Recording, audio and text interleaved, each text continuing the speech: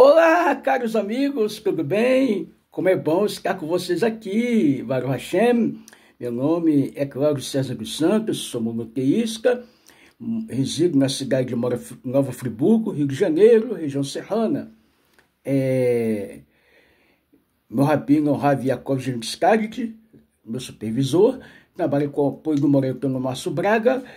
Tenho, Baruch Hashem, 9 anos de estudo de Torá, fiquei 30 anos no cristianismo e saí do cristianismo para o judaísmo. Passei um pouquinho pelo messiânico, para o Hashem me livrou de todas essas coisas e me deu a verdade que a sua Torá e o povo judeu para me caminhar. E assim estamos como monoteístas e não judeus que praticam o judaísmo, orientados pelo rabino Rav Yaakov. Hoje, meu motivo de estar aqui é para falar da origem mística do culto a Jesus, da chamada cruz, da cruz de Tamuz e outras cruzes do Baal e outras coisas. Fizemos vídeos, mas temos que relatar aqui, gente. Se você aperta o clique, dá o teu joinha, assista esse vídeo até o final, para depois você fazer teus comentários. É muito importante isso.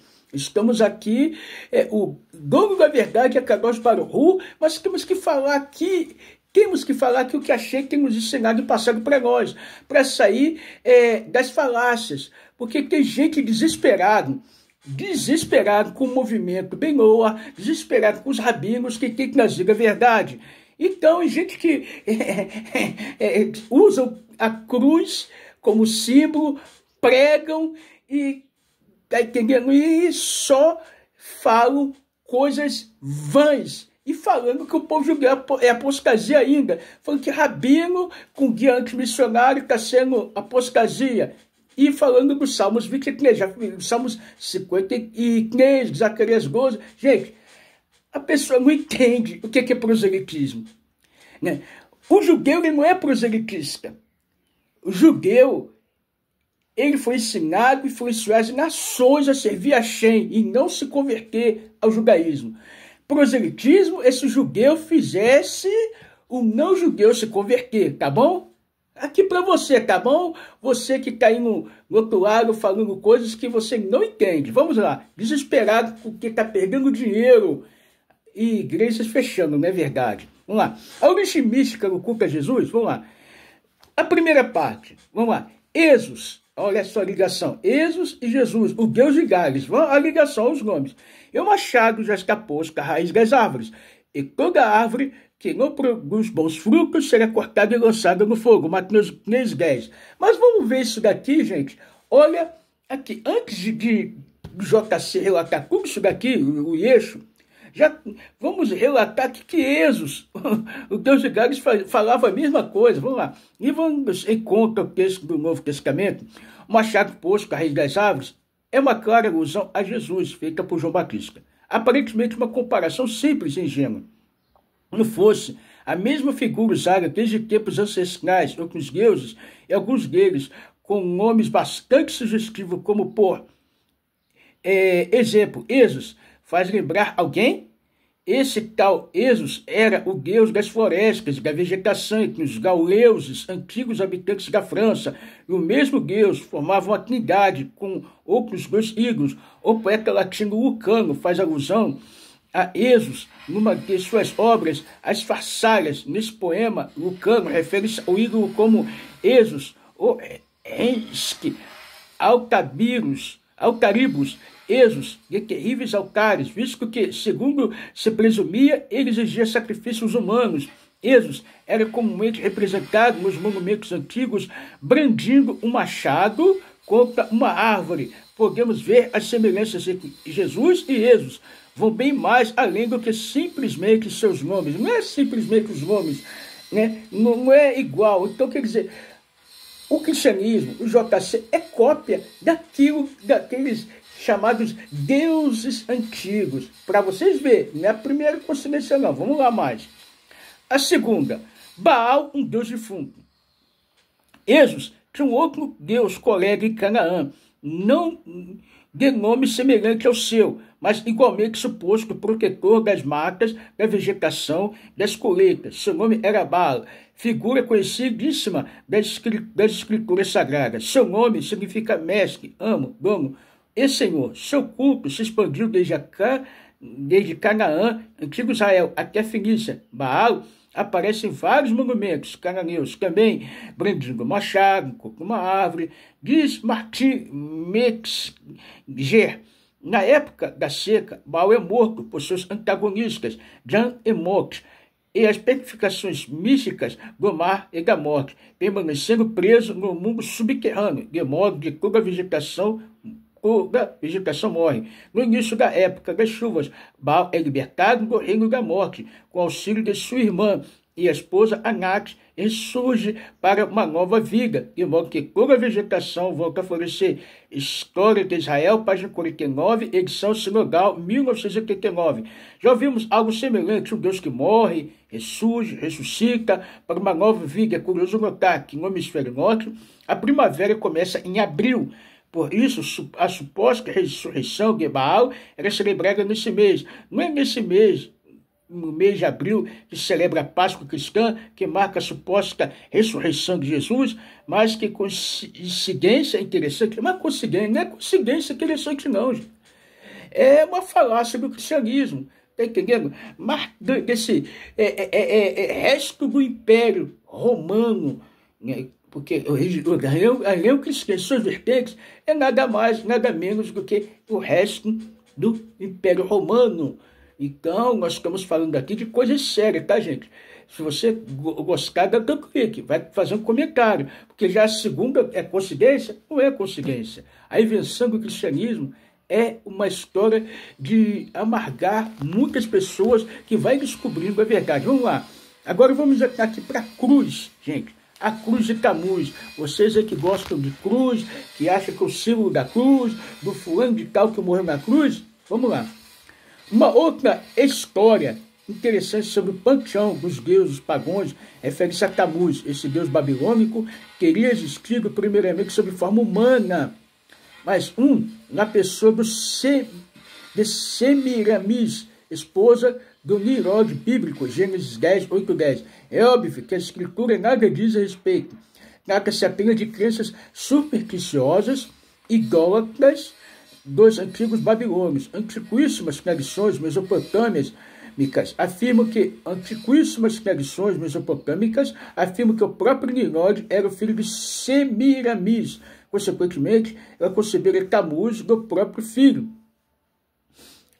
Para vocês verem como é que é a situação. Nimrod, seu pai, tornaram-se extremamente corrupto, praticante de artes mágicas, adivinhação e bruxaria. Ele, de acordo com a lenda, teria sido o fundador do antigo Império Babilônico.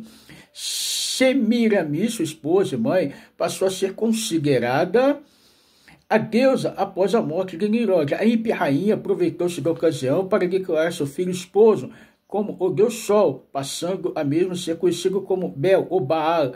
Mas tarde, o mito foi levado até Canaã, sendo amplamente adotado pelos pagãos cananeus. Em Canaã, Semiramis passou a ser conhecida como Astarte ou Astarote. Parece evidente que esse culto e fome chegou, de certa forma, a se fixar ainda ilegitimamente, mesmo entre os hebreus. Juízes 6, 25, 32.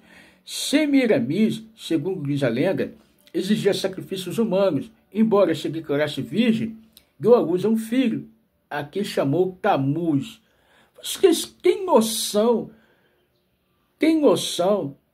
do que está se referindo, gente? Não foi essas histórias aqui que copiaram de JC. Foi JC, Jesus, a igreja, né, e os chamados protestantes por diante, que tem copiado essas histórias. Então não adianta falar, mas isso a gente não tem que ver, não tem que procurar, tem que ter pela fé, uma fé cega. Olha a história de onde vem, e aí quer que o povo judeu e nós que estamos descobrindo a verdade aceite essas falácias de cruz, né? De cruz, que a igreja é cheia de cruz, outras não, querem isso, e ainda mais uma história pagã de uma mulher que é virgem, e tem um filho, gente, mulher virgem só serve para ter filho, não semideus, ou um deus, não é isso? Então vamos lá, gente. Semiramis, segundo diz a lenda, dizia sacrifícios humanos, embora se declarasse virgem, deu à luz um filho. Olha só de onde vem a história do JC também. A quem chamou Tammuz, afirmando que o espírito de Bel, Baal, Nirod, era o pai. Tammuz passou a ser considerado uma reencarnação de Nirod. A partir daí, Semiramis passou a ser representada como a lua, recebendo o apelido de Ascarote, que significa oculta, escondida. Uma óbvia menção à sua suposta virgindade. A palavra esquila ou asno lembra o nome dessa abominação babilônica. Em antigos monumentos, escatuária mesopotâmica, Semiramis era representada como uma virgem carregando o deus Sol em seus braços. Já ouviu algo semelhante? O mito Baal, Tammuz, foi plenamente divulgado pelo Médio Oriente. A partir do século 8 e 7, antes da Era Comum, e entre os fenícios, ficou sendo conhecido como Adonis, por meio dos fenícios, ativos comerciantes e navegadores. O mito chegou à Grécia. Adonis, na mitologia grega, morria e se levantava novamente para propiciar a salvação por meio de catástrofe, expurgo de tudo que é mal. Voltando ao mito original, a lenda babilônica afirma que a morte de Tammuz era celebrada anualmente entre a primavera e o verão, no hemisfério norte, mas precisamente na primeira metade do que hoje seria o mês de junho. Era costume nessa época chorar a morte de Tammuz por todo o vasto império.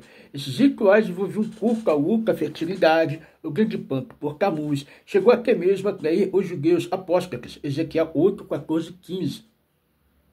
Era costume dos adoradores carregar a imagem de seu Deus, morto por todas as partes, tal como se faz hoje em dia no feriado cristão, de Corpus Christi. Curiosamente, no mesmo mês de junho, fato ainda mais curioso, a cruz era usada naqueles tempos como símbolo de Tammuz. Veja caçando o livro The Cross in Ritual, Architecture and Art, a cruz nos rituais, arquitetura e arte. Gente, é um fato estranho, contudo questionável, que nas eras muito anteriores ao nascimento do chamado Cristo do JC, e desde então, em terras intactas, o ensino da igreja, a cruz tem sido usada como símbolo sagrado. O baco grego, Tammuz, o Tiro, o Bel, o Caldeu, o Dinótico, todos foram simbolizados pelos seus devotos por um instrumento cruciforme, JS, Tchac, página 1, Londres, 1900. Bom, gente, rapidamente, tem um rapaz aí na internet falando que os judeus, o rabino, estão usando guiante missionário, ensinando errado, falando até de Zacarias, como já falei, de partes que são da Torá, né, Isaías 53, que tem diversas interpretações. E que no judaísmo, não, o judaísmo ortodoxo já tem sua interpretação. Você está inventando, e outra coisa, a tua igreja anda com cruz, anda com um montão de coisa aí, já deu para ver nas postagens, você me chamou para ser teu seguidor, né? Baruch Hashem, estou livre dessa falácia, amigo. Tá? Estou livre dessa falácia. Não é só o livro do antiquia missionário, não. Todos os livros rabínicos, todos os estudos rabínicos ortodoxos, sérios, não aceitam essa falácia. Então, você que está preocupado com o dinheirinho, com o pastor, com isso, com aquilo, não se preocupa não. É inquestionável. A história da cruz é invenção. Você pega diante de uma cruz. Para com isso, amigo. Para com isso. Marcelo Craveri, em obra The Life of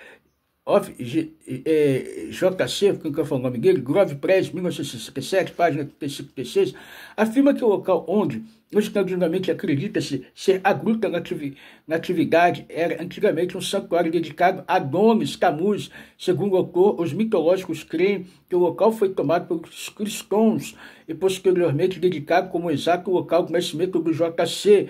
E isso, na verdade, constitui-se uma tradição tardia. Dicionário of New Testament, dicionário expositivo do Novo Testamento. A forma da cruz de duas vigas teve uma origem da antiga Caldeia e foi usada como símbolo do deus Tammuz, de forma do tal do tal místico, a letra inicial do seu nome. Assim, adotou o tal, o que, da sua forma mais frequente, com a peça transversal abaixada um pouco para representar a cruz de JC. Vini, página 256, os 56 longos, 1962. Vamos lá, gente, que esse vídeo é um pouco prolongado, mas se você gostar, vai vendo de onde é a origem, sai da falácia. Ah, mas por que você está fazendo vídeo assim, gente? Eu tenho que fazer um ticum. Durante anos, 30 anos da minha vida, falei errado, ensinei errado, preguei errado, em toda parte do país. Hoje, eu preciso consertar o erro, porque eu falo para você, cristianismo, seja qualquer vertente, e da evangélica que eu fui, uma pseudo-graça, que usa a Bíblia João Ferreira de Almeida, é uma falácia. A pior das Bíblias, João Ferreira de Almeida. Não é João Ferreira, Besqueira de Almeida. Vamos lá.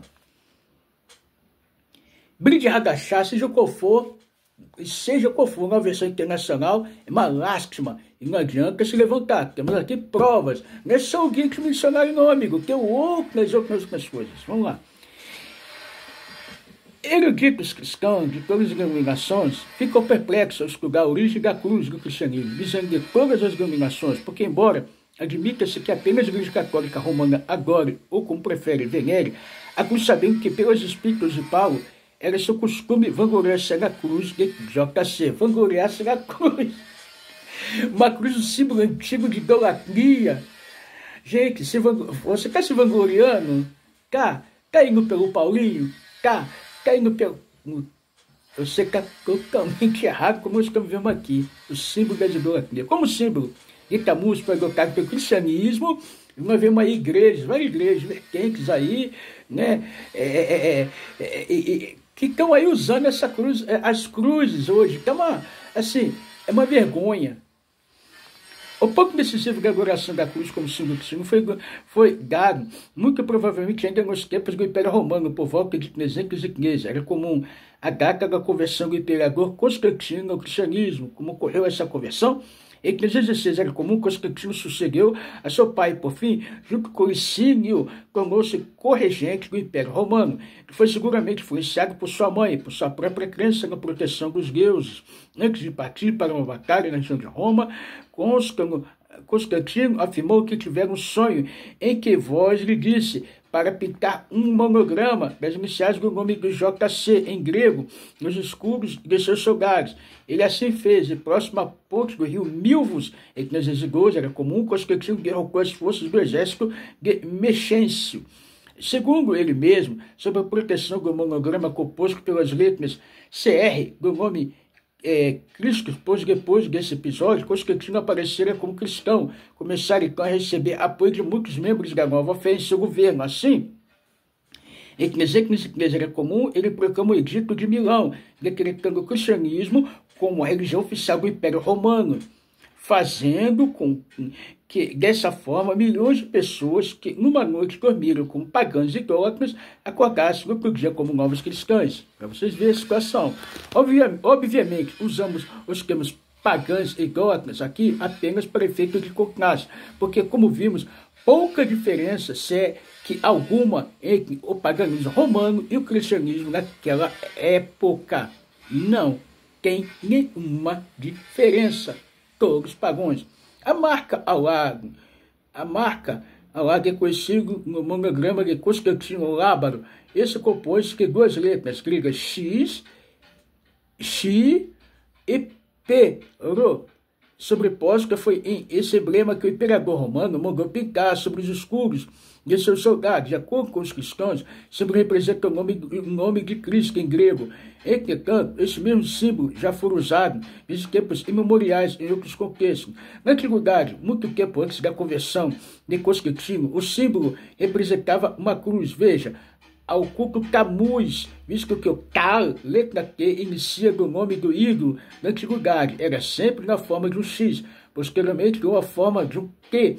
Hoje em dia, os cristãos dizem que a cruz em forma de X é a cruz do seu André, supostamente martirizado na Etiópia. Algumas moedas cunhadas no tempo de Herodes, um grande falecido, no ano 4 da Era Comum, também trazem o mesmo símbolo, se foram cunhadas antes do nascimento de JC.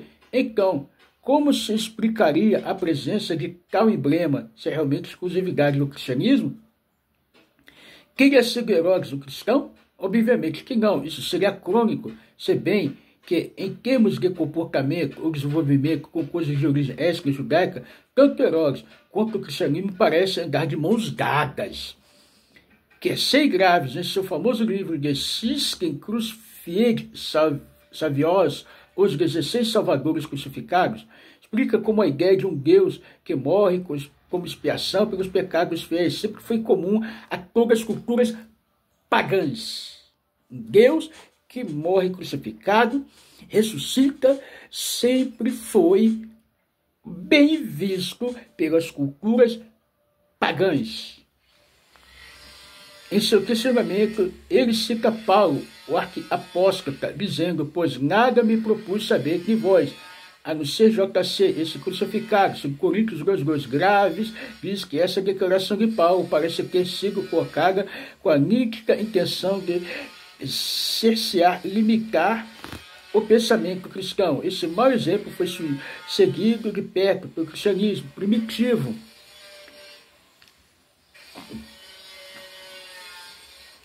E também pela igreja, que sucedeu no mundo totalmente dominado pelas histórias pagãs de deuses e semideuses, que voluntária e altruisticamente negavam suas vidas em prol dos seus fiéis. Era imperativo que Paulo e os demais líderes cristãos limitassem já curtamente os fiéis seguidores, a fim de que pensassem apenas em JC, como um Deus crucificado, recebendo sem questionamento como um personagem histórico que agora reassumia seu caráter, supostamente eterno. Hoje em dia, todo cristão gosta de pensar em J como um bom e amável Deus, que se negou em sacrifício para salvar seus seguidores. Só JC, diz ele, só ele foi capaz disso. Será? Nós vemos aqui, ó, isso daqui é um punhado de idolatria que já existia há tempos atrás. E vocês querem limitar a mente das pessoas a crer nessas coisas. Porque durante 2000 anos, gente, eu digo para vocês, 2000 anos de mentira. Eu fui limitado, porque eu não podia. Falou para mim, você não precisa ler outra Bíblia, não sei João Ferreira de Almeida. A João Ferreira Besteira de Almeida. E aqui na minha cidade me chamam de apóstata. E outros que estão por aí, Rabi, me chamam Rabi de apóstata. Quem é apóstata? Quem está querendo. Quem durante os tempos mudou e tentou mudar todas as datas de tudo que se condiz do judaísmo, da Torá, do povo judeu, e dizer que substituiu o povo judeu. Vamos lá, gente. Vamos lá.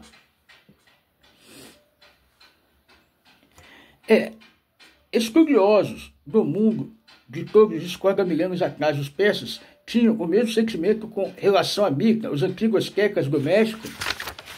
Até algum tempo, antes das missões cristãs espanholas, gritavam-se em Quetzalcóatl, o Deus branco, e Gebaba, que de igual forma sacrificou por eles graves. Argumenta que a igreja, em seu início, tentou inúmeras vezes obliterar as evidências de outras culturas, que um credo semelhante ao defendido pelo cristianismo. Pelo simples fato de que agora, senhora do mundo e herdeira do Império Romano, a igreja precisava assegurar sua posição de destaque. Se o cristianismo não tivesse nada de diferente para oferecer, então qual seria a finalidade de sua existência? Assim, teve nisso uma verdadeira guerra santa, não só contra tudo que era diferente, mas também contra tudo que era semelhante ao cristianismo. Para tanto, templos pagãos foram transformados em igrejas, deuses em semideuses.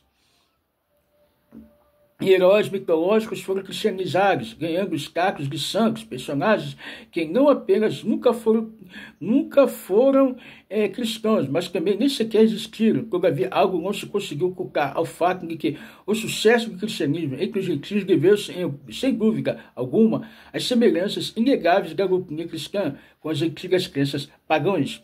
Então, a gruta onde adorava-se Tammuz passou a ser determinado como local exato do nascimento de JC, o Yeshu. Isso de acordo com o testemunho de um peso pesado do cristianismo primitivo Jerônimo. Algum tempo mais tarde, o grande templo de Diana, Éfeso, em Éfeso, vira uma igreja dedicada a Maria, então proclamada como Theotokos, mãe de Deus. Edificaram-se diversas igrejas em Roma, entre as quais uma sobre a coluna do Vaticano, outrora um templo dedicado a Cibele, também chamada de Juno.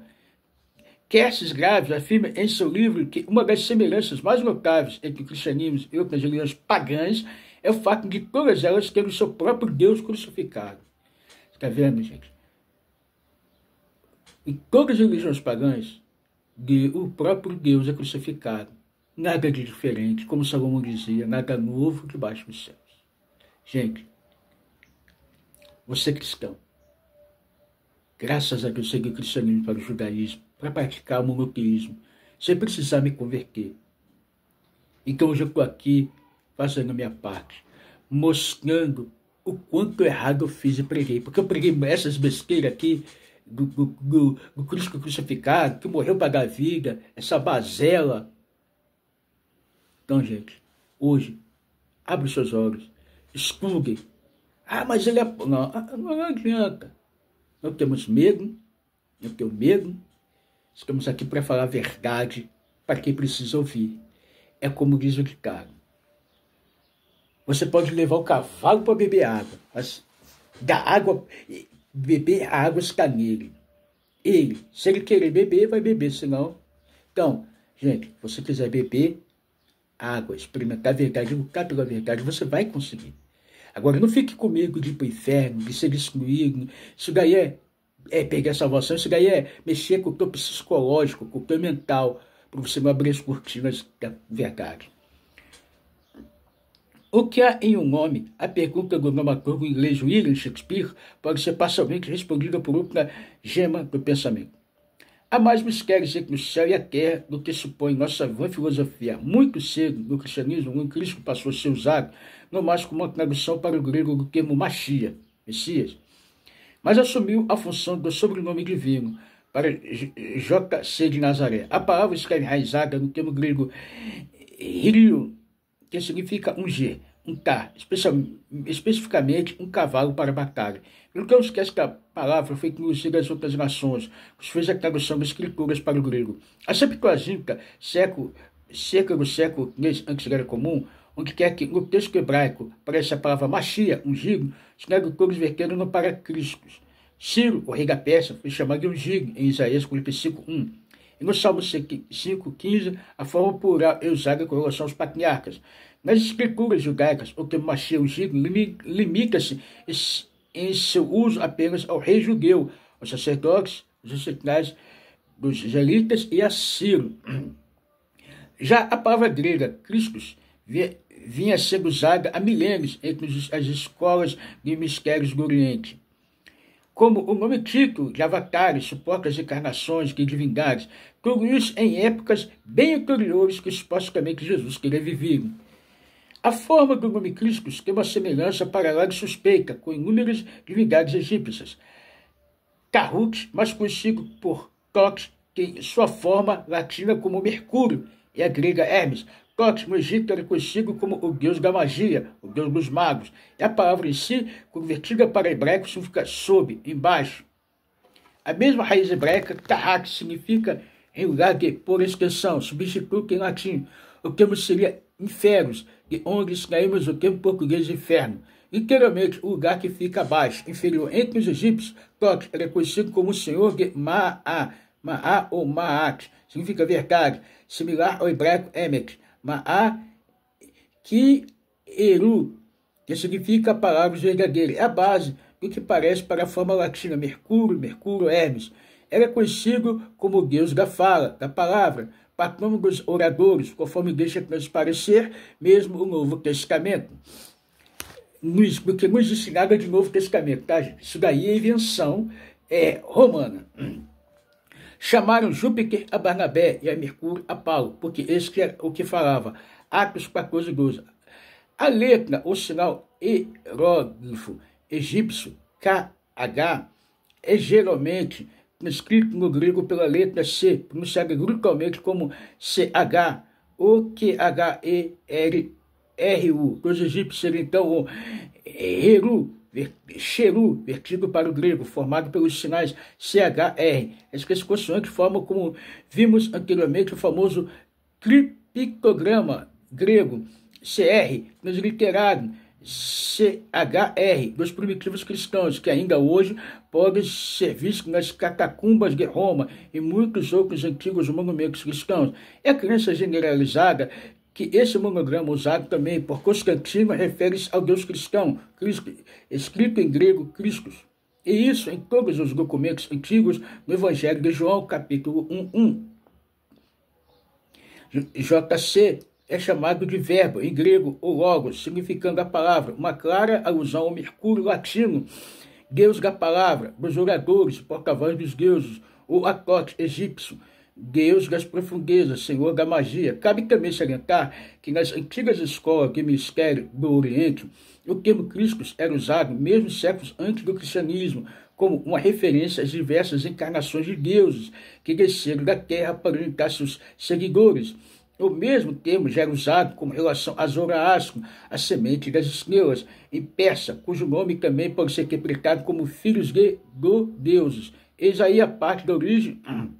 No culto, a JC, suas fontes, não tem nada a ver com as escrituras. São antes um vivido reflexo, ressurgimento de antigos mitos e cultos de mistérios, todos eles abomináveis de acordo com a Torá e os profetas, Levítico 19, 31, 26, 27, Deuteronômio 18, 11, Jeremias 27, 9. Então, gente, nós estamos vendo aqui que a origem do culto a JC, a cruz que fala, o tanto da cruz de JC, as falas de Paulo, tudo nada menos nada é do que buscar antigos conceitos mitológicos, querer reavivar conceitos mitológicos. O cristianismo não conseguiu, tá? O Império Romano não conseguiu. E vocês que são protestantes, que falam que teve a reforma protestante, reforma isso, evangélico, pode acordar, os dogmas são os mesmos. A origem de José, vamos aqui agora, de tudo isso, a origem de José, o pai do JC, né? Já falamos aqui, é muito dessa origem, mas vamos falar aqui agora, já passamos dessa parte, vamos salientar aqui,